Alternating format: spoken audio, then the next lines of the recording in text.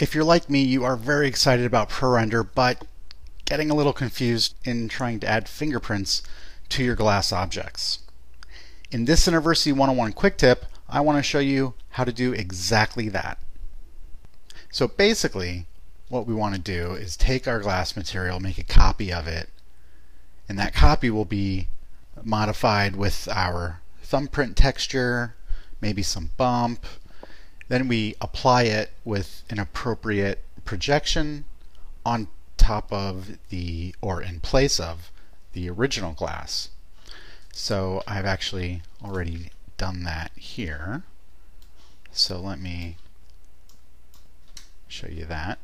And the problem with this is that it actually comes through both sides of this glass. So we can actually see that here.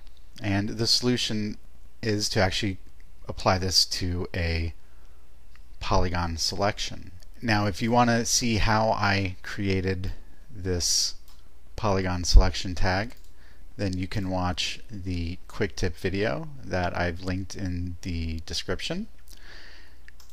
But we'll just apply that and re-render, and then you can see now clearly that we just have it on the front, not on the front and the back of the glass.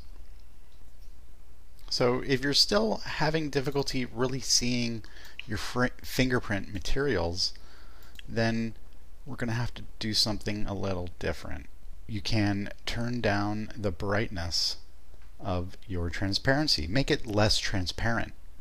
That's going to reveal more of the underlying diffuse color.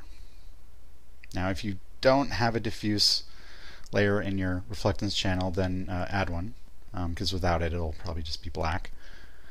But now it's just sort of like, let's turn up the value, the brightness of this transparency, and just sort of find that sweet spot where I'm happy with how visible that fingerprint is.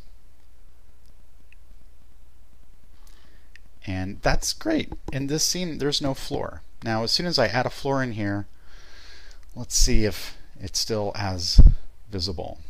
But because what is behind this is now so similar to the fingerprint material, I need to make this transparency additive.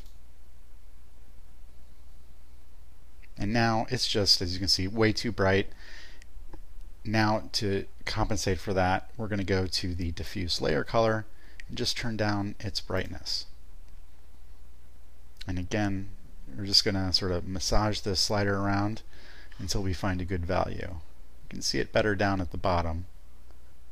This very first release of ProRender for Cinema 4D certainly has its limitations, but it is still really cool and a lot of fun. And I really hope that this video has helped you add that level of realism and fun to your ProRender materials.